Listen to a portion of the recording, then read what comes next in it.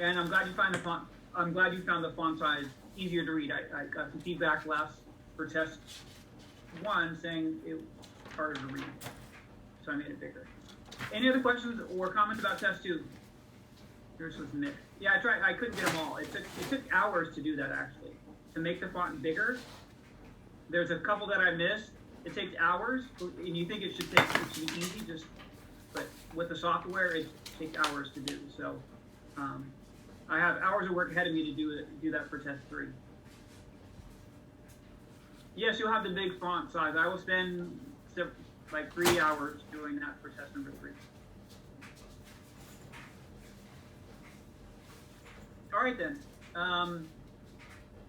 Let's move on to some more important things. This is really important. It also is really important that you vote.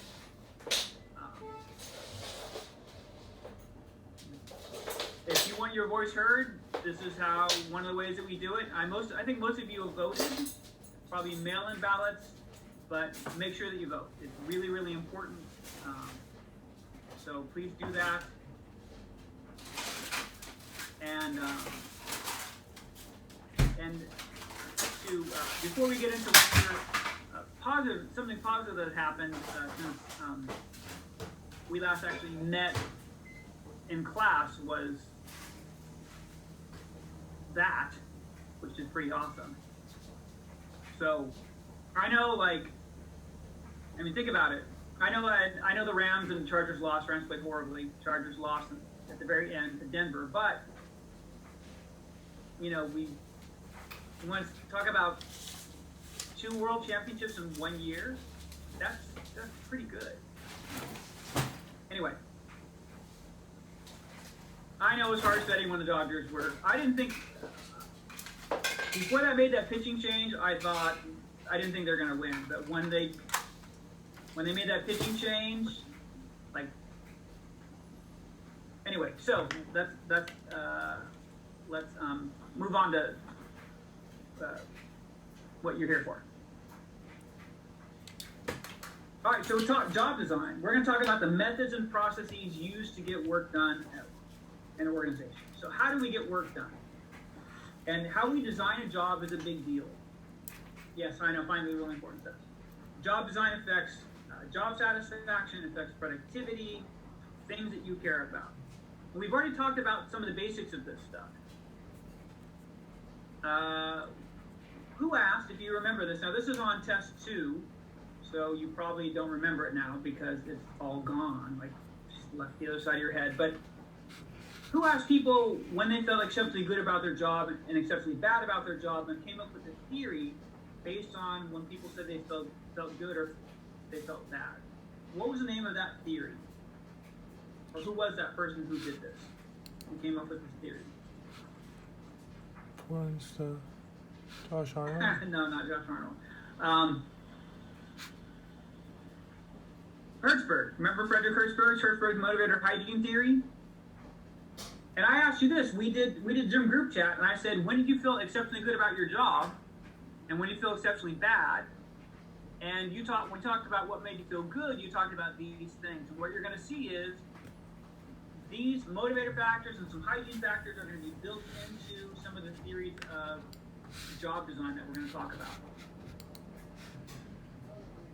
So you'll see this stuff come up again.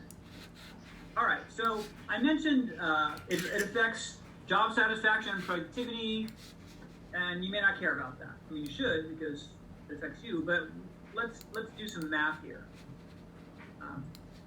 How old are most people when they retire? 65. Let's say 65. Okay, let's do some math. Take your age and subtract it from 65. I know, you're like, I'm going to retire when I'm 30. Well, maybe, okay. But most of us won't. So if you do that math, you subtract 65 from your current age, where are you going to be spending most of your life?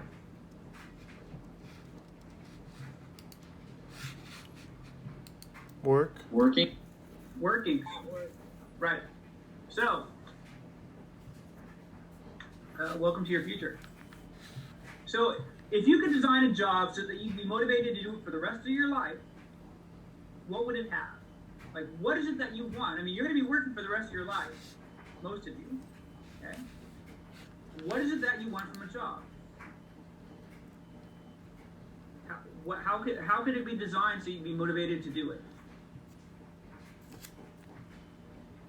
Your benefits, okay. Good work environment. Money, all right.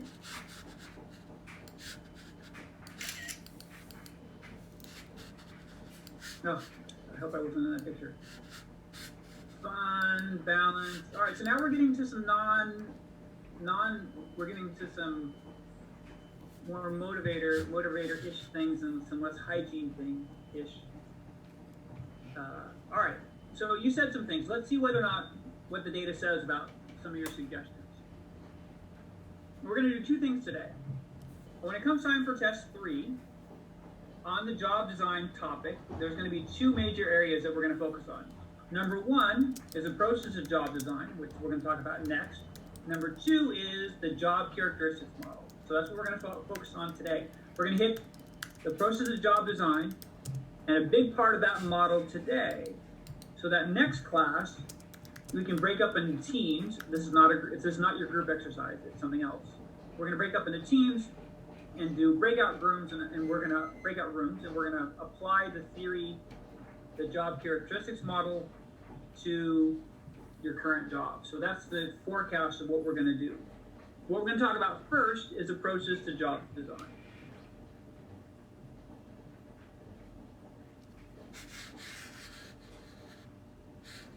All right. So one of the earliest approaches to how to design a job is called job engineering. And as the name suggests, we want to design a job so workers are highly efficient. Okay, so efficiency is the key here. We want to design a job so you're really efficient at it. You, employees, whatever. And let's think about it. We see this now. I mean, it's the oldest approach to job design, but we see it now. What a package delivery company is very well known for designing the job, the jobs for the drivers. Like really, really lots of rules for the drivers. UPS? Right, UPS. So there's that job. So UPS is very concerned about how things are done. If you want that job, you're going to have to do things the UPS way, which is you're going to have to follow a lot of rules. Now, this is a 2010 article. I don't know what it is. In 2010, the average annual salary was $74,000 a year. Now, I don't know what it is officially now. I've seen some numbers, some much higher numbers, but I don't know what it is now. Depending on the number of hours, like people putting 50, 60 hours anyway, the amount of time they've been there. Okay, someone said their brother hated the job, but even in 2010, it paid $74,000.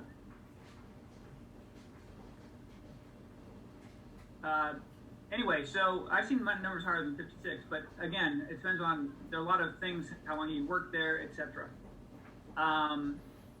So anyway, so if you want that job, says you have to be trained, and you have to be trained in, there are 340 methods prescribed by UPS industrial engineers to save seconds and improve safety in every task, from lifting and loading boxes to selecting packages in the truck. 340 rules that you have to follow if you want that job, which may be more attractive to some of you now when you find out the annual salary. So, why? Why would they care so much about all these little things?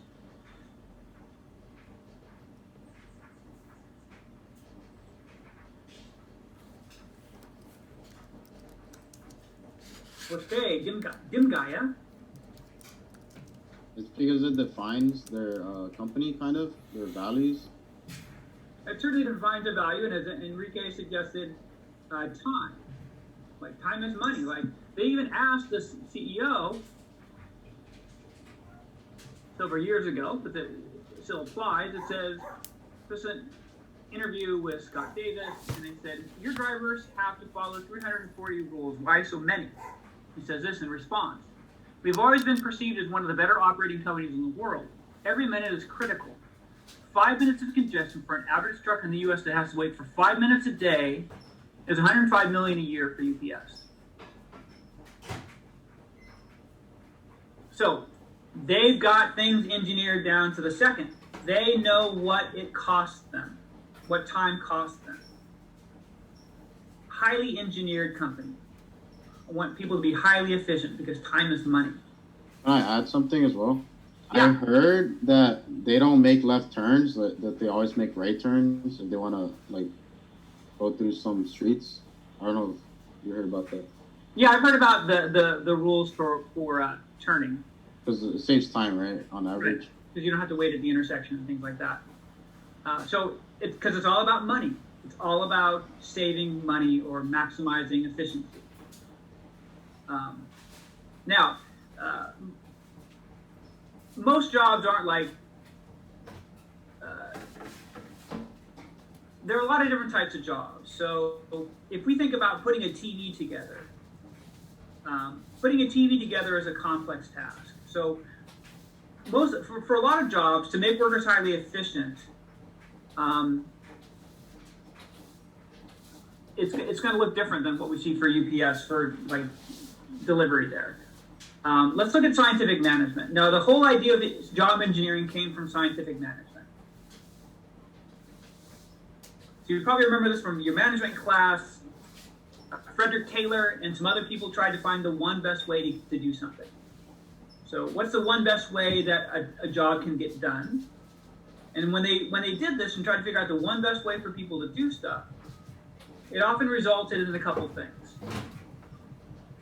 Simplification and specialization. So I mentioned a TV. So there's an OLED, there's a flat screen TV. So if I had you make that, that's a complex task, right? There's a lot that goes into making that. So it's a complex task. So rather than, you're not going to be highly efficient at it. So what we're going to do is this. We're going to take that and break it down into parts. We're going to take a complex task and break it down into parts, simpler parts, which is job simplification. We break it down into simpler parts. And then I'm going to have you do the same thing over and over again, which is job specialization. So we take that, I can either have you do it by yourself, or I can break it into simple tasks, to smaller tasks, which is simplification. And I can have you do the same thing like on an assembly line over and over again. So there you are. Ooh, look at the lovely red vest you get to wear. Nice. So there you are. You do the same task over and over again all day to make that. Okay? At the Chrysler assembly line, some employees repeat the same action 58 times an hour. You're going to be highly efficient, right? Muscle memory.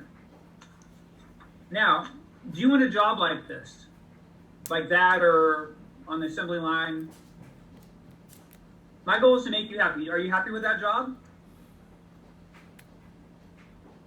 If it pays a lot. All right, so and by the way, like when you ask like auto workers that are unionized, when you complain about how much money they make, you know what they say back to you? Well, they say a lot of things. But they say, do you want my job? Do you want to stand here on the assembly line and do this all day? You don't? Then shut up about how much money I make. Right? Now, so if you made a lot of money, would you want a job where you do the same thing over and over again? Even if there's good pay and good benefits? No, why not? I gave you pay and benefits. That's one of the things that you guys said. You said you wanted benefits and pay. I'll give you good benefits and pay. Right. So some people think it's boring. It's boring and monotonous. It's like your lectures. Exactly. Boring, monotonous. Right. You want variety. So you're not happy. So we have to find some other things for you to do. So I'll give you another example. That's a shirt. Any questions? Okay, so how do you make it? Well, there's a lot that goes into it. Here's a simplified here's just a small part of it. So we're going to make this. We have 3 people, Smith, Wallace, and Gunn. For job specialization, Smith does one thing all day. Smith stitches on collars, Wallace attaches the collars to shirts, and Gunn, I know it's hard to see there, but you can see it there, press, folds, and boxes of shirts. So that's we break the shirt down into tasks, and you just do one thing all day. So we have simplification and specialization. You're not making the whole shirt. You're just stitching on collars, or you're attaching collars to shirt, or you're doing that.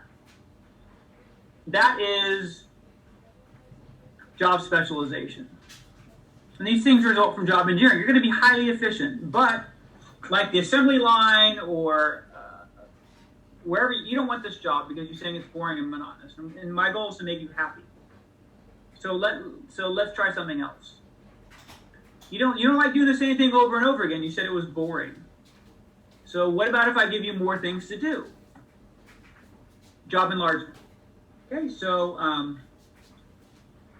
let's say that you work in a hotel, and your job is to change the linens.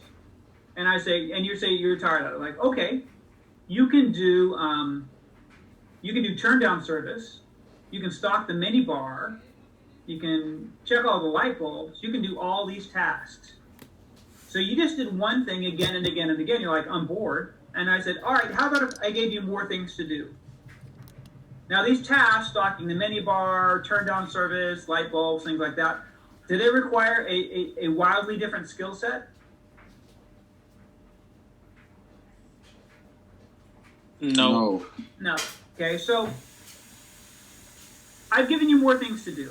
That's job enlargement. It's called horizontal loading because the idea is that you went from doing one thing, which is just linen, and I gave you many bar, turn down service. I gave you more things to do. But the skills I'm asking you to use are not that different.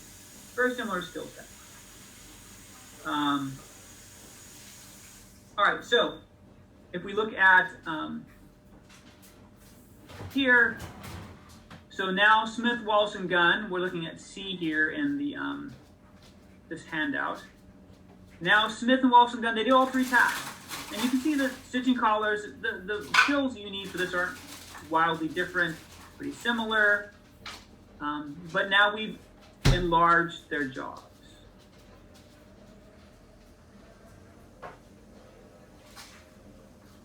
Okay, are you happy now?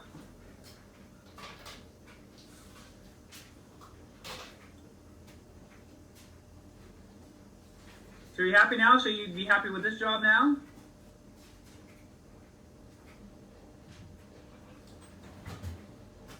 No? Maybe? All right, so you're not happy. All right, so how about this? You're not happy. I want to make you happy. What about this? Ooh, what about job rotation or cross-training? Ooh. What about if I have you rotate among, it's horizontal loading, of course. What about if I have you rotate among the tasks? Weekly, monthly, daily, depending on the company, the job. So you rotate among the tasks. So there you go. You're rotating among the tasks. At McDonald's, for example, it used to be the case, I don't know what it is now, but you would do certain tasks for certain periods of time. So like one day I'll just do drinks, and then tomorrow, next day I'll do burgers, and then I'll do fries, that people can rotate among the tasks. At Singapore Airlines, ticket agents sometimes then rotate to being baggage handlers. And if we look at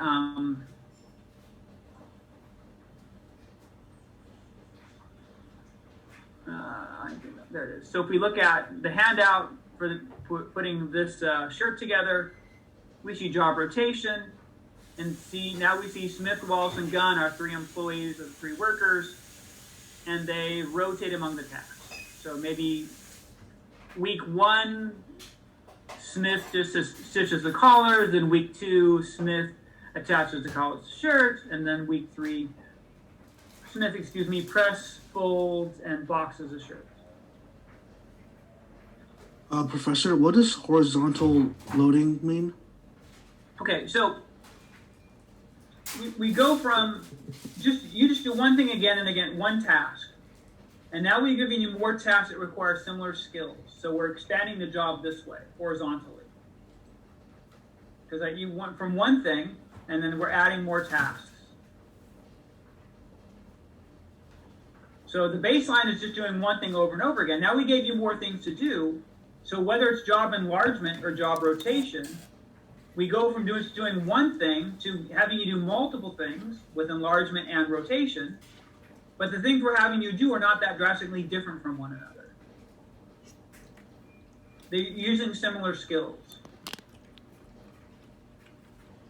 So if at Burger King, you just did fries every day, or Burger King, whatever, McDonald's, some fast food place, you just did fries all the time. And we say, all right, you're going to do fries, and then next week, fries all week, and the next week you're going to do shakes and drinks, and the next week after that you're going to do burgers and sandwiches. So now we've gone from one thing to now you're doing all the things. But are the skill sets from going from fries to burgers to drinks, are they that different? No. So that's horizontal loading. I'll get to the bottom part in a second. So, are you happy with horizontal loading? Are you happy now? You want this job? You happy? I mean, think about your life. Is this what you want? If you want No? something simple, not complex, then sure. All right, so some of you want this job. A lot of you don't want this job. Nothing's ever good enough for you, is it, right? Like, no, you're never happy. You're like a bad girlfriend, like never happy. Nothing's ever good enough for you, is it? Ever. All right, tell you what. This is what we're going to do. We're going to do one more thing, and if it doesn't work, we're going to break up. Okay? This is it. I can't take this anymore. There you go. That's it. Oops, it disappeared. Oh no, our relationship. So, what about if we do job enrichment? So, you were not happy with horizontal loading. But what about if we do vertical loading? So what about if we gave you roles, responsibilities that a manager would do? Leading, planning, organizing, evaluating. What about if we gave you those responsibilities? So you're doing more stuff. You're not just doing one thing again and again and again. We're having you do more things, but you have more managerial responsibilities. I think for most of you, that would be better than anything we've talked about before. That's called vertical loading because we're going up the organizational chart. I'm giving you roles and responsibilities from a higher level than you would be. That requires different skills and abilities than, just stitching your shirts. So if we look at the bottom thing here, Smith, Walsh, and Gunn, this is job enrichment. They do all three tasks, but they have responsibility for the final product, decision authority over task arrangement and pace, feedback on the final product, accountability. I'm giving you essentially some motivators. So what enrichment does, what vertical loading does, is it often builds in motivators. Things that Hackman and things that Hirschberg talked about.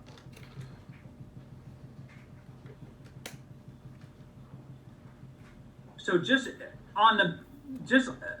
without any raises or anything, which would you want to do? I'm guessing you'd all want this. Obviously, more skills should mean more money, but if you just had to choose among these jobs for the rest of your life, I'm guessing you would probably choose this last one. You'd probably choose something that gives you this stuff. Because these are the types of things when I asked you when you felt really good about your job, these are some of the things you talked about. Of course, you talked about other things. You talked about advancement and promotions and things like that. But you also talked about having control over things, having autonomy, having responsibility. These are some of the things you mentioned when you said what made you feel good about your jobs. So we can design a job, let's say making a shirt, and there are a bunch of ways we can do it. Here are 5. Or 4. I'm going to cover another one. We talked about specialization, we talked about rotation, enlargement, and job enrichment. Any questions about these so far?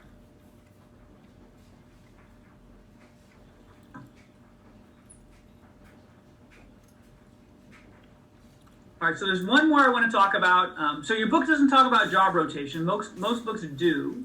They talk about job rotation. So this is not in your book. Job rotation is not. Should be. It's in most books. There's another approach I'm going to talk about as well that's not in your book. That's in some other books called socio-technical systems.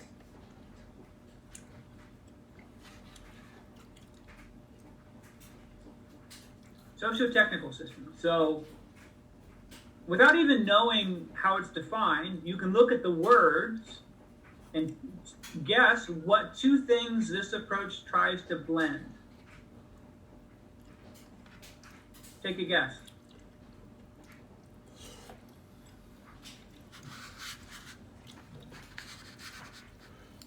Social and technical.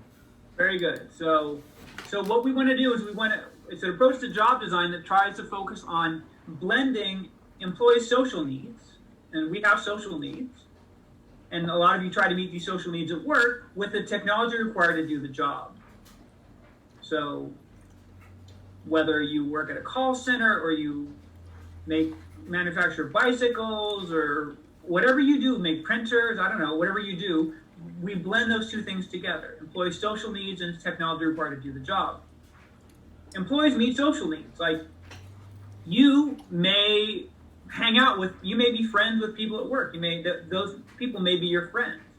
That is a need that we have to connect with other people. And that may happen at your job. You see articles like, it's not recommended, but it says, how to pick up a coworker while avoiding HR. Again, so I think less people are doing that now, but people try to meet these social needs at work. All right. So, Saab and Volvo, companies that you know, in the late 1960s, early 1970s, they had some problems, just minor problems. 50% turnover, 35% absenteeism. So try to run a company that has 50% turnover and 35% absenteeism. You've heard of Saab before, right? I don't know if they're bad. All right, well, you've heard of Volvo. Anyway, so 50% turnover, 35% absenteeism. So what they did is, and they're working on an assembly line. So what they did is they reorganized the way the work was done, and they put people into teams. And then now they built cars in teams. So the technology required to do the job, mixed with, which is making cars, mixed with people's social needs. Here's a job that none of you would want. I don't know, some of you would want. I can give you high pay, good benefits. High pay because it's dangerous, okay? But mining coal. Now, this is kind of the classic example. Coal used to be mined in teams. Well, it was mined in teams early on. And then in the late 1930s, and that made it like livable. Like it's a horrible job, dirty and dangerous, but you got to work with your teammates. Okay, these are people you went, like your life depended on them. You were tight.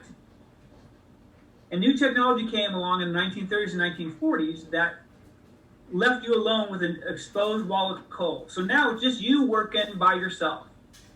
Teammates are not around because new technology changed the way in which coal was mined. Now, obviously, I stripped away the only thing that made your job bearable, which was your teammates, you meeting your social needs. And it didn't go well. They had strikes, they had violence, absenteeism, turnover, and all those things.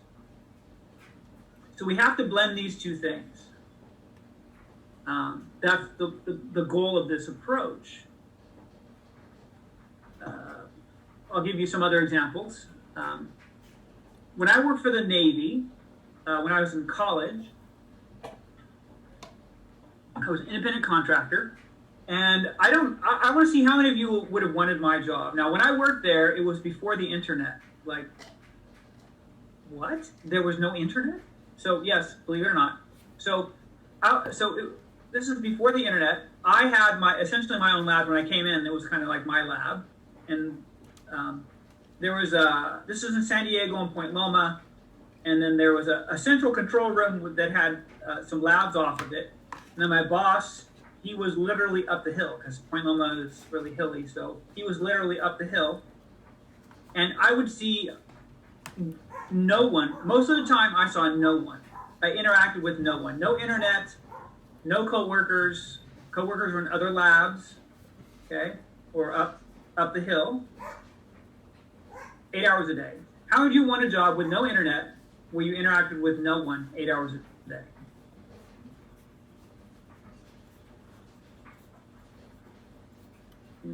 Yeah, not that many. Now, so I mean,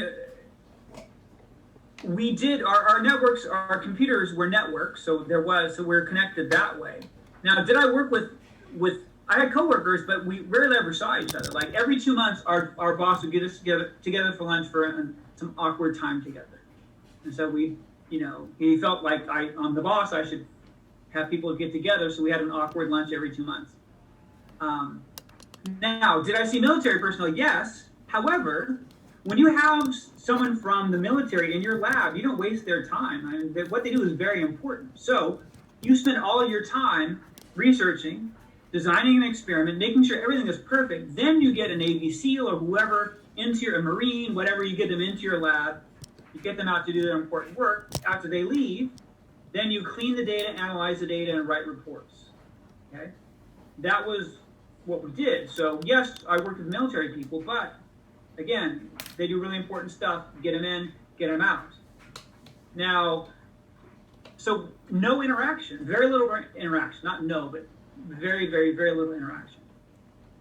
So how did we cope? Like even someone like me who has low social needs still has social needs. So what we used to do was we used to send viruses to each other. That's how we socialized.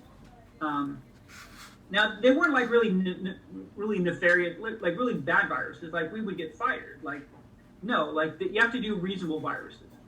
Now our boss knew, even though we had we had so much autonomy. Like we had kind of had our own labs, and our boss was no one was around. So now, having said that, our boss, things were networked, and our boss, he had, when you go to his office in the right-hand corner, he had a window that showed the commands that we were executing in real time. He knew exactly what was going on in his labs.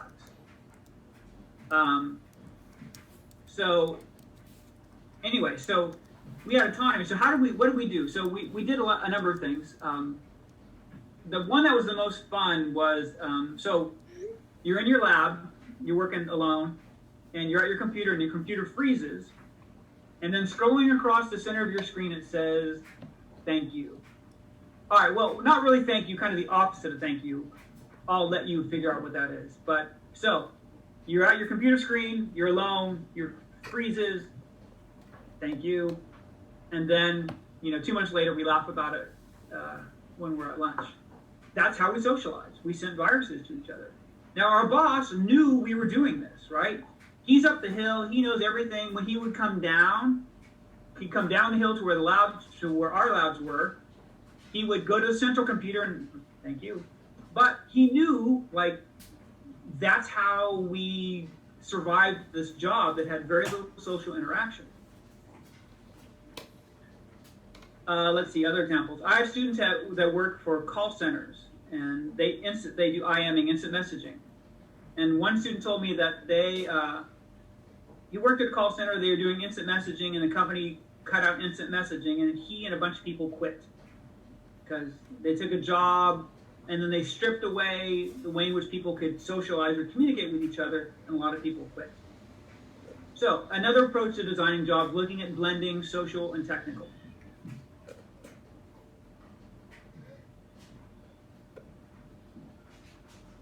The next thing we're going to talk about is this model. This is, if you look at most textbooks, under job design, you're going to see this model. It's developed by Hackman and Oldham. It's called the Job Characteristics Model. This is what we're going to talk about for the rest of our time today, last half an hour, which is, I know, going to seem like 80 hours. But so let's talk about you being excited about work, okay, which you all want to be. Everyone wants to love their job, okay? In their book, they talk about, and I'll use their words, they say what turns someone on to their job, or what gets someone excited about their job, or I love my job, whatever. And they gave an example in their book of, which is perfect for you, about going to a driving range, because you're business majors, so this is like totally speaks to you. So you know what a driving range is, right? Yes. You're like, yeah, I was there earlier today. Or you're like, no, I'll be going like once I graduate and get my clubs, you know, then I'll go. So they say, you don't drive cars, you drive golf balls. Anyway, so why do people do it? Some of you do it, or you will do it. So they say, well, it's meaningful to you. Like some of you, like you enjoy golfing and you want to get better at it. You want to test your skill. You want to improve. So it's meaningful to you.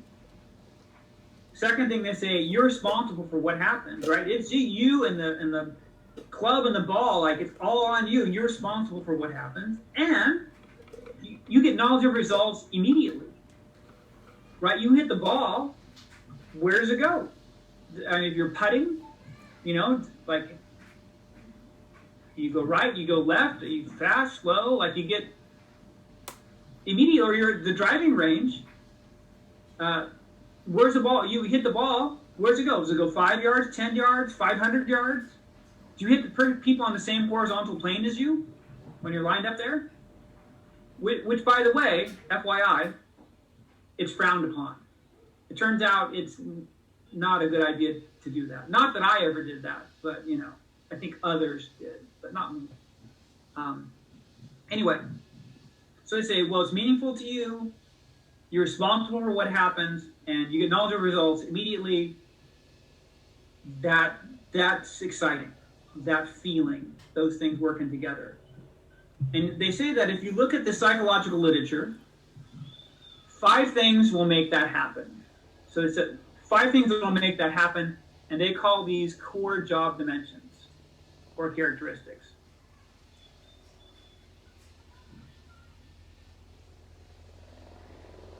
So what are these things? And I go as I go through them, I don't think you're going to be surprised. Like, what? Because I mean, you work. Like all of us work. I think all of you work. I mean, you may not be working now, but you have worked. So it's not going to be a surprise. Like number 1, skill variety. Yeah, you're like, I don't like doing the same thing over and over again, which is why you didn't like job specialization, right? You don't like doing the same thing over and over again. So you want to use different skills and abilities. So you'd prefer a job that uses different skills and abilities than a job that doesn't. Let me see. Am I going through this too fast? Nope. No? Okay. Please let me know if I do, if you have questions. All right, so that makes sense. Like, yeah, people want to use different skills and abilities at work. Another thing that people want, they say, is task identity. So that is, do you complete a whole and identifiable piece of work? So do you complete a whole and identifiable piece of work?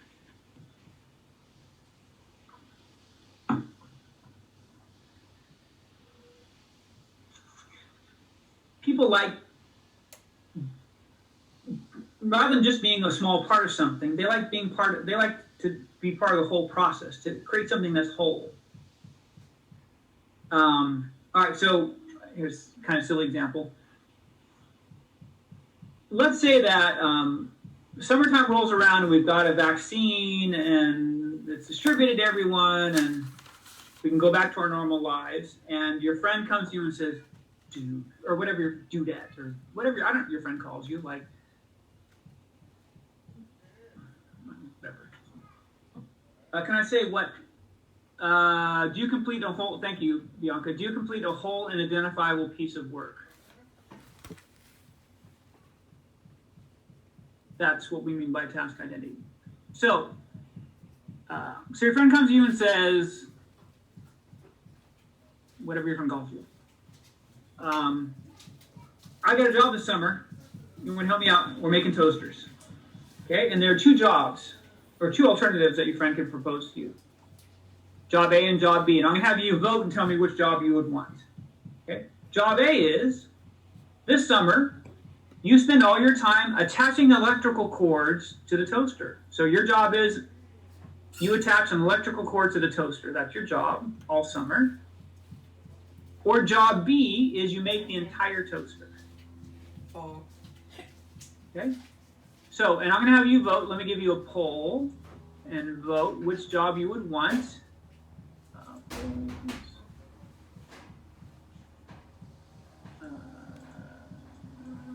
Momentito, sorry. Not wrong one. 3, there we go. So, do you want job A or job B? Tell me what you want.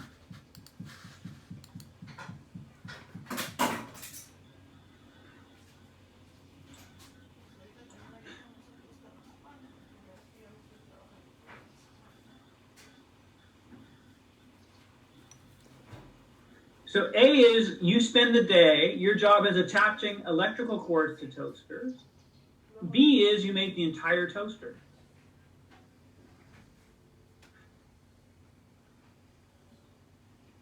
Which job do you want? You have to choose A or B.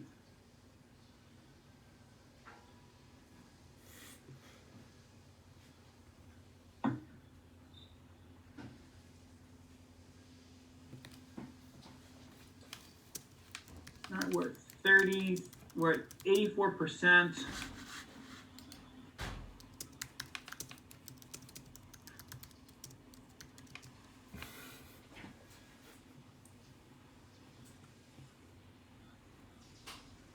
All right, so we're at one more vote to get to 90%. All right, there we go, thank you. Now we're 92. So, overwhelmingly, you chose, not surprisingly, job B, which is what I'd expect you to do. So you chose job B, 78% to 22%. Why? Why did you choose job B?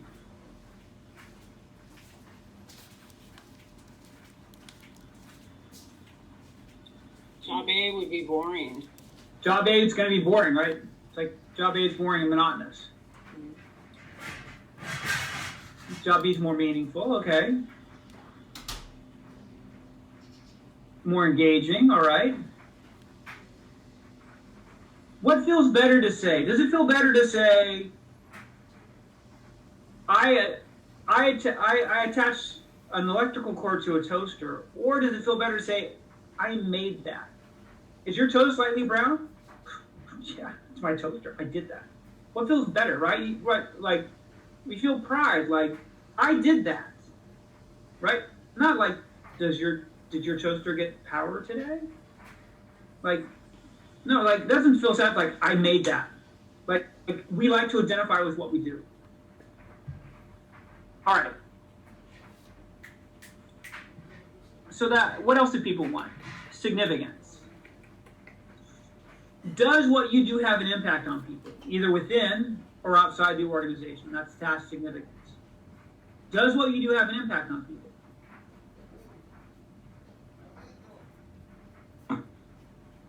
Either within the organization or outside the organization. That matters to some people. Some of you may take jobs at a smaller firm because you can have a greater impact, and there are a lot of reasons why you take a job at a smaller firm, but you can have a greater impact on people versus you're one of like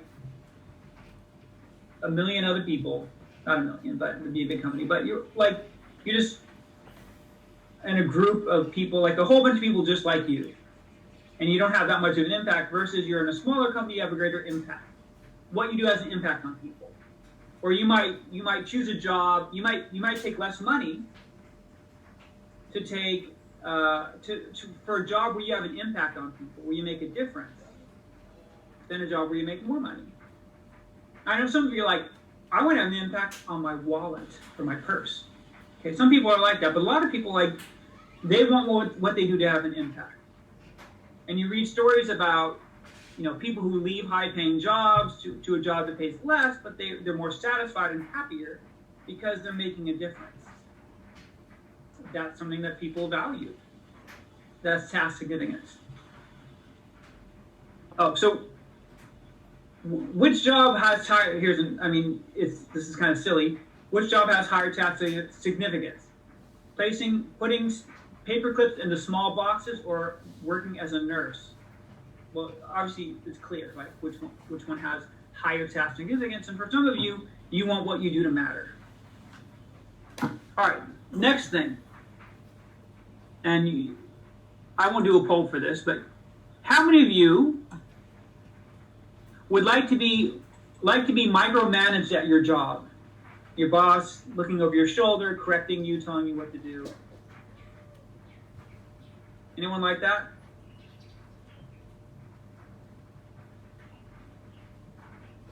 Okay, so people hate being micromanaged. It's one thing if you're being trained, of course, but I mean, like, day in and day out, your boss is just, of course we need someone helping us when we're being trained, but like every day when we've gone to the training, like, you see people's responses. Like, people do not like to be micromanaged. You don't like it. Other people don't like it. So what people like is autonomy. You want freedom and discretion. You know when your boss, like, I'm not stupid. Like, I know what I'm supposed to do. Like, let me do it. If I have a question, I'll ask you. You don't say this to your boss, but this is probably what you think in your head. You want autonomy, freedom and discretion to do your job as you think you should.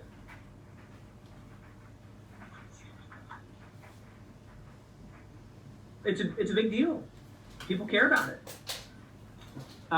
Fortune magazine, we talked about this. The best companies to work for, and it shouldn't be as fuzzy in your handout. And we talked about this before. They talked about the best companies to work for, and they said two things that never change and never will. One was positive reinforcement, which we went over. The second one was trust. Employees treasure the freedom to do their job as they think best, and great employers trust them. So, what do people want? Best companies to work for? Autonomy. You want that, other people want that. The last thing they say is feedback from your job. Now, you can get feedback from a number of sources. For example, from your boss, from your coworkers. They say that the most beneficial feedback is feedback that we get from doing the job itself. So as I do my job, I get feedback. That's pretty satisfying. So, an example. So if you're like an electrician, okay, you get feedback as you do your job. You flip the light switch. Flip the switch. Does the light turn on? Does the fire start? Like, what happens? Like, you're a plumber. Like, there's some jobs where you can get feedback as you do the job, from the job itself. That's usually pretty satisfying when you can get. It's a little less satisfying when you have to wait for feedback, right? It's better, you like it as you do the job. That's satisfying. They say that these are 5 things that people want. And if they say if your job has these 5 things, you're going to be excited about your job. They call these B. So A is the 5 core job dimensions. Leads to B, critical psychological states. And these are the things we talked about with the golf example, the driving range. So these are 3 things we talked about. You have responsibility for what happens. It's just you and the ball or whatever in the club. It's meaningful to you. You enjoy doing it. You get a kick out of it. You want to get better at it. And you have knowledge of results.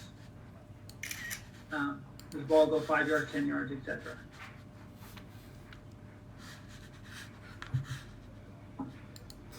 So these things are, like the golf example, exciting for you. It gets you excited about it. And so a fancy way to talk about this is to call it hidden. There we go. Intrinsic motivation. So, again, we're not talking, you just love doing it, right? Most of you don't get paid to go golfing. Okay? You're not professional golfers. I mean, probably not. You just love doing it. I mean, think about things that you may be passionate about. I mean, you may have a hobby. It's maybe music or art or basketball. I don't know. You maybe have like, I love doing this, and you don't get paid for it, right? Most of you don't get paid for your hobbies. It's like, I love doing this, man. Woman, like whatever. I love doing it. So that's intrinsic motivation. And they said, wouldn't it be great to design a job so that your job, you're excited about doing it, independent of extrinsic factors. Not that extrinsic factors don't matter. Like, yeah, you need pay, you need benefits, and they need to be reasonable to live, of course, but let's design a job so you want to do it, so you're intrinsically motivated to do it, like you are for your hobbies. Okay, so that's why this is so important, because this is a big deal. It's a big driver of things, this feeling like you feel passionate about a hobby or something like that. Let's build that into people's jobs. So it's kind of like intrinsic motivation. So what happens if we knock out one of these things? So let's say that you go to the driving range today, and like I know you're there earlier, but let's say wherever you are, a fog drifts over the driving range. So fog drifts over the driving range. Which one of these things have you lost?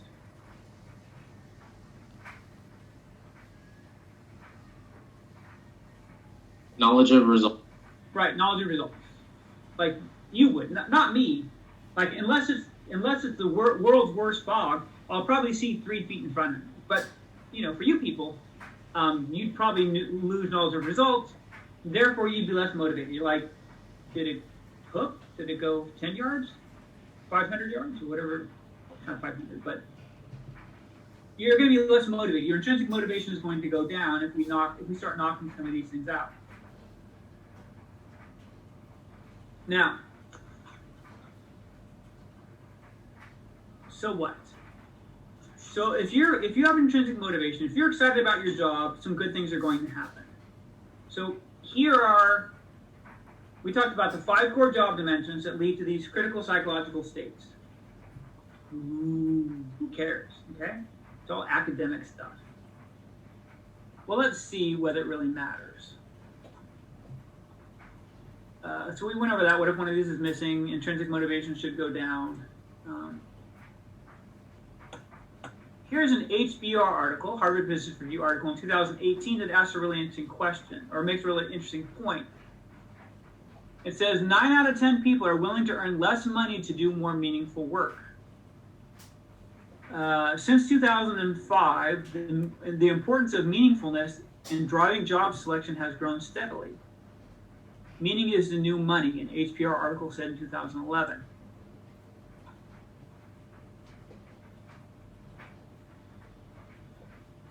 Our first goal was to, the dollars and cents of meaningful work. Our first goal was to understand how widely held the belief is that meaningful work is of monetary value. More than 9 out of 10 employees we found are willing to trade a percentage of their lifetime earnings for greater meaning at work. Across age and salary groups, workers want meaningful work badly enough that they're willing to pay for it. The trillion-dollar question then is, how much is meaning worth to the individual employee? If you could find a job that offered you consistent meaning, how much of your current salary would you be willing to forego to do it? It's an interesting question.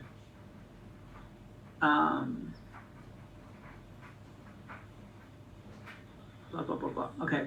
We asked this of our 2,000 plus respondents. On average, our pool of American workers said they'd be willing to forego 23% of their entire future lifetime earnings in order to have a job that was always more meaningful, which is a lot. The magnitude of this number supports one of the findings from, all right, whatever. Let's skip down here. A second related question is, how much is meaning worth to the organization? Employees with very meaningful work, we found, spend 1 additional hour per week working and take 2 fewer days of paid leave per year. In terms of sheer quantity of work hours, organizations will see more work put in by employees who find greater meaning in that work.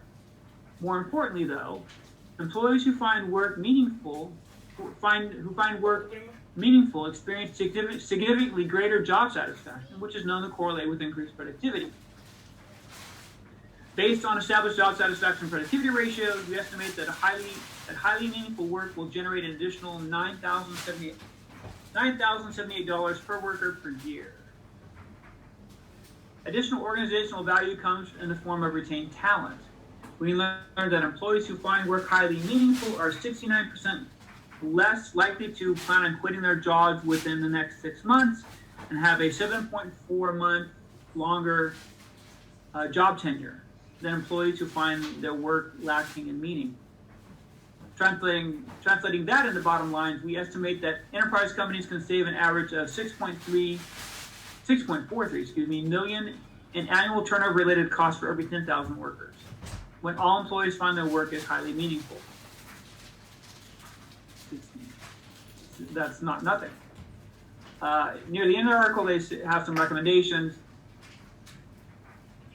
So I'll just mention one. Simple tactics can amplify social connection and shared purpose. Explicitly sharing the experiences of meaningful work is an important form of social support.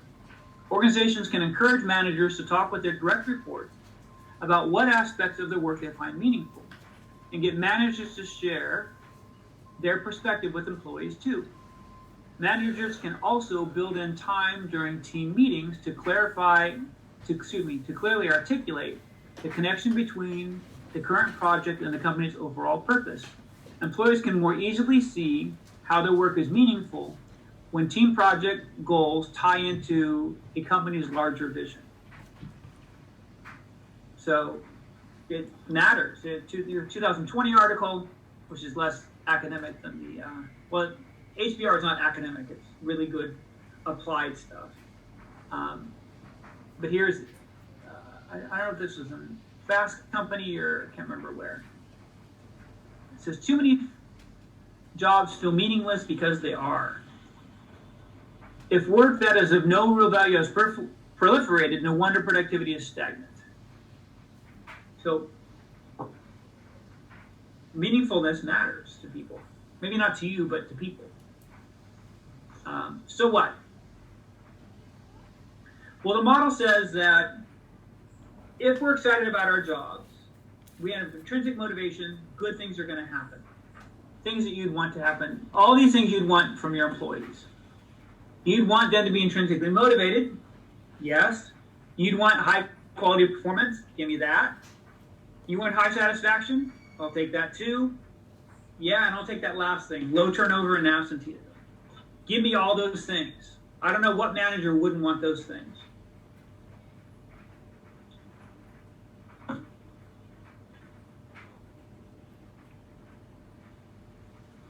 So they say the 5 core job dimensions lead to critical psychological states, which we went over, lead to these 4 personal work outcomes. That's what the model says. Now, think about it. We saw that HBR article. Did you see these things talked about in the article?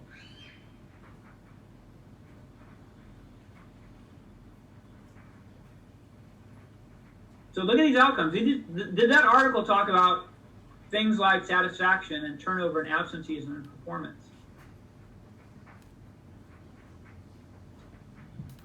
Oh, I'm sorry. Did that article talk? Okay, thank you. I didn't have to go into a different intonation. Yeah, so they asked people, 2,000 people, about meaningfulness, and the consequences they found were like this. So there seems to be something here. And that other more recent 2020 article talked about productivity. So that's important. Like, that stuff matters to us. So let's summarize what we've talked about today. So today we've talked about here core job dimensions, which we talked about are the skill variety, task identity, task significance, autonomy, and feedback. These things lead people to be excited about their jobs, intrinsic motivation, what they call critical psychological states. Meaningfulness, we talked about this with golfing or whatever, going to a driving range. Meaningfulness, responsibility, and knowledge of results. And that if you feel excited, I love my job, you feel excited about your job, it's going to lead to some good stuff. these personal and work outcomes: high internal work motivation, high satisfaction, low absenteeism and turnover, and high quality work performance. That's essentially what we talked about today. Now, the bottom part we haven't talked about. So this is something that we're going to talk about next class, these things down here. So don't worry about this bottom part because we haven't covered it yet, but this is what we talked about today. Questions about the stuff we talked about today, whether it's approaches to job design or what we discussed after that, the job characteristics model. This is chapter 7.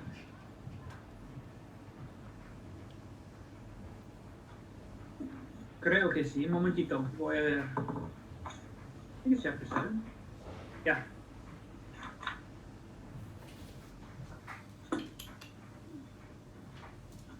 Questions?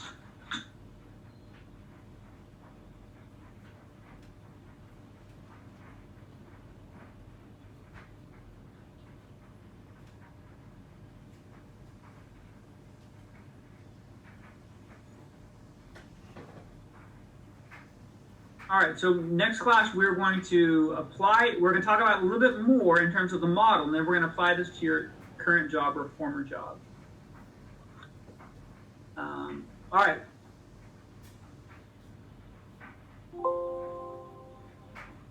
I'll hang around for a few minutes for questions. We actually have, 5 minutes of class left, or 6 minutes. Most importantly, so if you came late, remember that I'm adding 5 points to everyone's raw score. So if you go to Beachboard, under content, you'll see test 2 results. You take that score and you add 5 points. And that'll be the score that you're really going to get. I'm not going to repost scores on Beachboard with 5 additional points. I'm just telling you that's what I'm going to do. That means the average class grade would be a 74%, almost a middle C. Also, most of you have done it, but if you haven't done it, please go out and vote. And maybe, who knows, I mean, the election's gonna, who knows, we may have a winner, we may not, by the time, next time we have class, who knows.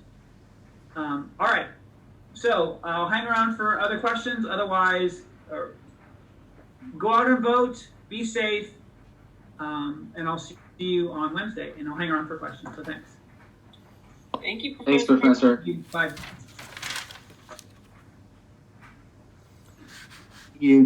Thank you. Professor, the two things that are not in the book are job rotation and social Socio-technical technology system, correct? Yes. All right, got it. Thank you, Professor. Sure.